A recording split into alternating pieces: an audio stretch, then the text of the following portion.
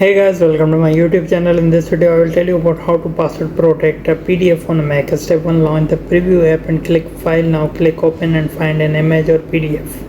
Step 2, next click File again, but this time select Print from the menu. Step 3, within the print window, select PDF in the bottom left corner of the main section, click Save as PDF. Step 4, enter a file name, title, author, subject and keywords if you wish, but the important thing is that you click security option. Step 5, here you should tick require password to open document. Now enter a password and then verify it.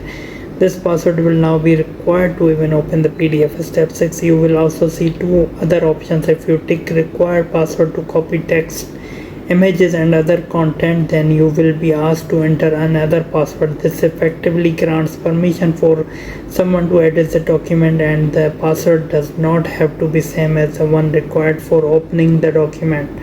This means you can control the permissions separately. Likewise, there is an option to tick required password to print document. Again, you can set a separate password to the one required for opening the document, controlling whether the PDF can be printed. After making your decision, click OK and select Save in the previous window.